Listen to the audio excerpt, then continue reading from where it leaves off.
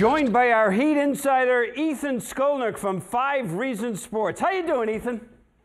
I'm good, Steve. You look good to be here with you as always. In your home studio. The players will tell you that the closeout game is the most difficult to get. Will the Heat complete the sweep tomorrow?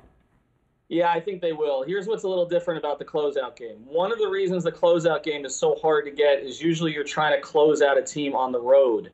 There is no road. Right. And at this point, if you're down 3-0 in a series, don't you just want to go home? Victor Oladipo has already packed his bags to come back to where he lives in Miami. So I think they'll put up a little bit of a fight, but I think Miami sweeps this thing, yes. Goran Dragic elevated to the starting lineup for the playoffs, averaging 23 points in the first 3 games. He'll be a free agent. What will the Heat do with Dragic after the season? Well, I think there's a pretty simple solution. They'll do something like what they wanted to do with Dwayne Wade. They're going to give him 1 year at pretty good money. Goran's going to get taken care of, I believe. They can do that this year, and then after that, they'll have his bird rights. So once they have his bird rights, they can sign him over the cap to kind of the going away contract for a couple of years. Goran doesn't want to go anywhere, and you see, look, when Erik Spoelstra needs to trust somebody, he trusts Goran Dragic. Good information right there. Myers Leonard and Kendrick Nunn have not played. Will they get back into the rotation? Well, look, Eric's in a 9-man rotation right now. He's very comfortable with that. But the 9th man is Derrick Jones Jr. And I do think that 9th man is going to change depending on the matchups. It made sense for this series after you knew that DJJ was okay.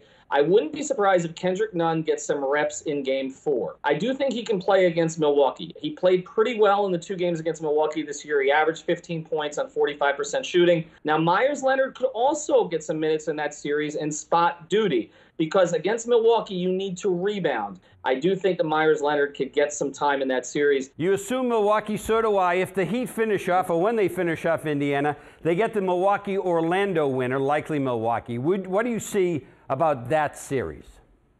Here's what I see. The Milwaukee Bucks were historically good during the regular season. The way that they play defense, the reason that the Heat play so well against them, the way Milwaukee plays defense is they drop. They give you 3-point shots.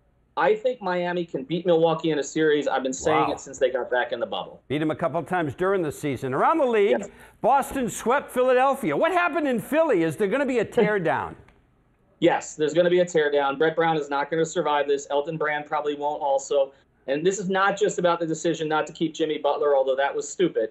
It's about the decision to, after that, pay Al Horford in a league that's gone small when you already had a big, pay Al Horford a max and pay Tobias Harris, who on a good team is a 3rd option, as if he's a max player. I know you have an opinion about this. The Heat lost the last 2 games of the regular season. They dropped from the 4th seed to the 5th seed. Makes no difference in the bubble, no home court. But they move up 5 spots in the draft from 25 to 20. Did the Heat purposely lose the last 2 games? They say they never tank until you ask them 10 years later. Right. And so I remember getting a nasty note from someone inside the Heat organization when I wrote a column on the last day of the 2002-2003 season that they were tanking the last game against Toronto so that they could move up a spot in the lottery.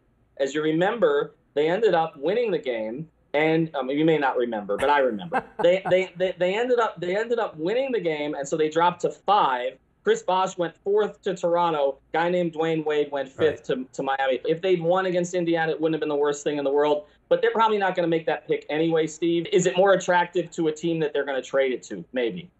You want some more from Ethan Skolnick, 5 Reasons Sports. How do the viewers get more of you, Ethan?